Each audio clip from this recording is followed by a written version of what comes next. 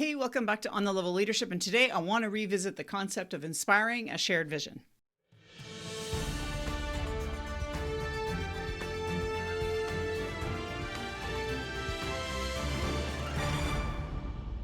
So I've done a video on this before, and I'm going to put the link up at the top here from my previous video that I did on inspiring a shared vision. I wanted to kind of build a little bit on that because it's a very popular video of mine, and it seems to be a topic of interest for a lot of people.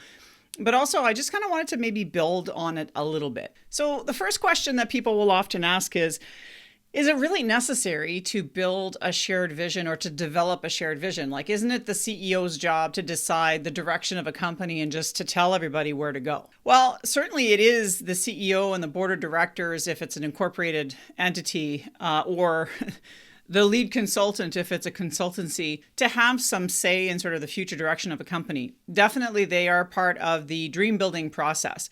But to say that a CEO is solely in charge of the future state of an organization would be very myopic.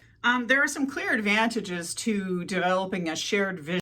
And this doesn't have to come in the form of a really fancy vision statement, although many companies do have that.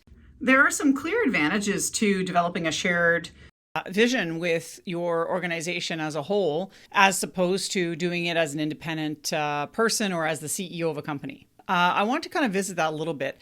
Having a shared vision amongst your organization promotes further cohesion, and it really enables alignment between shared plans, strategic activities, tasks, work plans. It aligns all of that work with the big goal that everybody has agreed to pressing forward on. So having a shared vision will also enable a greater degree of commitment and engagement from your staff. And it's really about taking diverse ideas and thoughts and building that in and forming bridges amongst the organization so that you get a greater collaborative effort towards a big end state or a big end goal. The main disadvantage is that a shared vision requires some thoughtfulness. It requires perhaps a bit of negotiation on the part of the CEO or the lead, because as a CEO, you might have a very broad, maybe even a very well-defined perspective of where you want the company to go.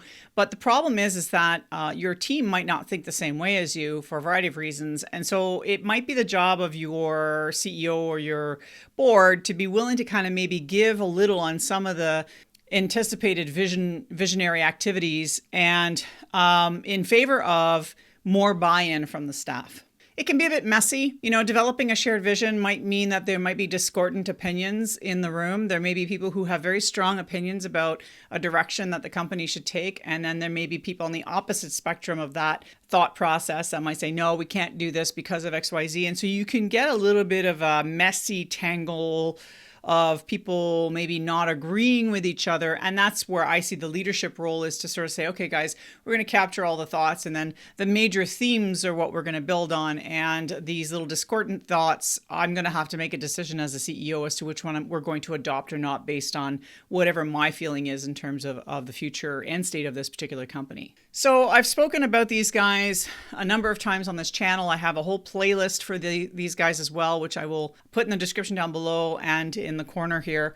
But it's these guys, Kuz and Posner, right? They wrote the Leadership Challenge. They are, I would say, the leading experts in all things leadership. They have rooted their work in all sorts of research. They continue to do research in this day and age. They have an entire institute that teaches these challenge principles, and they have the Leadership Principle Inventory, which is an assessment of where you are in the leadership challenge in terms of your skills and where your strengths are. These guys are it, right? So when I talk about inspiring a shared vision, I often refer to Kuz and Posner because Kuz and Posner are, like I said, the leading experts. And to be frank with you, they also simplify the process quite nicely in their books. So it's an easy read and it's easy to digest. So I have the link down below if this is a book that might interest you, because to me, the Leadership Challenge is definitely, I would say, mandatory reading for any leader out there or any aspiring leader out there. What are the steps? What are some key considerations when you're looking to inspire a shared vision? Well, the first one is imagine the possibilities. And as you could probably see, I have Moana, I have Walt Disney here, the partner statue, I have from Disney California Adventure, and I have the if you can dream it, you can build it. So Walt is an obvious example to me of how you can dream up the possibilities. The Disney company routinely makes big, bold promises, but their main vision statement is to make people happy. That is their goal. They want people to feel something when they go to the parks, when they watch a movie, when they have participated in an event. They really want you to feel it, to kind of ingrained in you, sort of as almost like an experience of sorts. When you experience Disney, you experience happiness and joy. That's their vision. Although lately, I think people would think that their vision is to take over the world corporately. But anyway, one could argue that. Cold Stone Creamery also has one, and theirs is the ultimate ice cream experience. Again, rooted in experience, in a feeling of what they want to accomplish. And finally, Microsoft is to empower people through great software, anytime, any place, and on any device. So again, it's really big, bold statements of what the possibilities might be for your company. So these goals, this imagining of the future, it's your dreaming, it's your loftiness, it's what can be, what is the potential out there for us as an organization.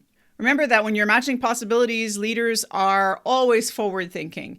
Now, while we get to the point of looking at the past and the present, we are future leaning in that we are really looking to see, okay, based on lessons learned, where can we pivot so that we can improve our future outcomes? Leaders don't view failures as bad things. They view failures as opportunities for learning.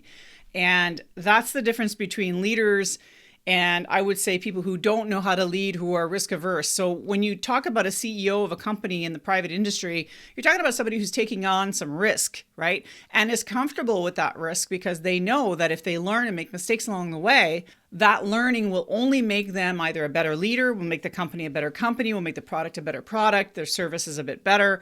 It's really about learning and improving along the way, constant, never-ending improvement, like Kaizen. Remember that babies, for example, they fall hundreds of times at least before they learn to walk properly. And they're not running until they learn to walk. And many companies, especially at the beginning of their emergence as a company, have to learn to walk. And there's going to be a lot of pivoting and course correction and adjustment as the metrics come in, as the client survey results come in, as the product compliments come in. So again, failure is not viewed the same way. So imagining the possibilities is not really looking at the fact that we might fail. The idea is, yeah, we're going to fail, and that's okay. We need to assume we're going to fail. So if we're going to fail and we're not worried about failing big, let's think big. Let's think of the possibilities. What could we possibly do that could be so much better than what we're doing now? Remember that you cannot command commitment. You must inspire it. So what are some of the best ways you can inspire? Well, it's engagement. It's really about engaging your colleagues, your staff, your partners, your clients, your stakeholders to really have a conversation around what the future of your product, your service could look like. So as the leader, you are enabling the dreaming of possibilities. What can we do better? What are we doing well now that we can improve on to get a big bang for our buck? If we were the best in our field, what would that look like? What would that feel like? So what we want to do as leaders also is be willing to reflect on the past. So what does that look like? It means that we need to look for themes or patterns or beliefs that underpin either our own leadership or the organizational standard or the experiences of the people in the organization.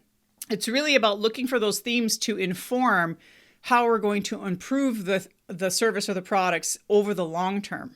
Really looking at the past is that looking at where have we learned lessons that we didn't actually learn, but rather we just observed. So in emergency management practice, we have what's called lessons observed that do not become lessons learned unless you apply principles or changes to your practice which show that you've learned the lesson and that you're not repeating it over and over and over again. It's a lesson observed if you've not applied something to improve the process.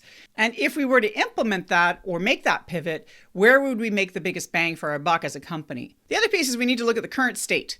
So this is where we have open dialogue with our staff and we have a good understanding of, what is going well now, what are some of the hot topics, some of the main issues that the staff are struggling with, what are some obstacles to success that are clear and evident right now that we'll want to overcome and manage as we start to improve our activities and improve what it is that we do. So it's like asking direct reports or staff on how they perceive the status of a project or a program or the organization as a whole. Sometimes companies will do things like SWOT analyses, which, really could help to inform those obstacles that are kind of getting in the way of success. And what are some of the opportunities, not just the threats, but some of the opportunities that if we were to actually make a few changes could actually really take advantage of. And then the leader needs to start looking at the future, right? We need to start thinking about where the company should be going. And your job as a leader in the organization is to do the reading, to do the analysis, to do the research, to talk to colleagues, to do the market reviews or analyses, to look at your data, to look at your metrics, to look at your social platforms and how well those are being taken up by your clients, etc. And really doing a bit of analysis and trying to figure out what trends are happening now, how does it affect your company, where do you think the next trend could go, and if it does go in that direction, how does that impact your company and the activities you want to take on. Really, it's almost about taking out the crystal ball and trying to figure out where you want to place your bets in terms of where you want to go as a company. So your role as a leader is to kind of read and study and understand the potential inputs into that future planning. Then, when you kind of have a sense of what's coming down the pike, if you do have a sense of what's coming down the pike, then you can take those future trends to inform the vision development with your team members. It's kind of like a chess game where you're always trying to plan a couple of plays ahead of the play you're in now so that you can kind of get a sense of whether you're winning the game or not. The questions you're trying to answer here is, where do you want to go as an organization? What goals do you want to strive for? You need to be really clear about this when you're having the conversation with your staff, because you can start with a lofty goal that you want the company to achieve before you even start the real engagement with your staff. But it's really being clear about what it is you'd like to do and then informing, or rather engaging the staff to help you flesh out the how to get there, what the strategy might look like. Another question is, what is the common thread? So Kouzes and Posner refer to this as common purpose. No human really ever enjoys being told what to do, right? Kouzes and Posner talk about this. People would rather be acknowledged for their input. They want to be engaged. They want to be a part of the solution. So you want a team to help you kind of dream up, right, the plan with you, and come up with some of the common themes together. One way we can do this using a bit of a research lens is applying what's called like a World Cafe style research methodology. It's a qualitative format of research where you divide or separate people into groups and you set up tables, and each table has its own flip chart or its own question. And then for a period of, let's say, 15 or 20 minutes, people sit at that table and they discuss that item or that topic or that question. And after 15 or 20 minutes, all the conversations that's happened, there's somebody there taking notes, and it may be recorded as well so that you can do a bit of transcripting later.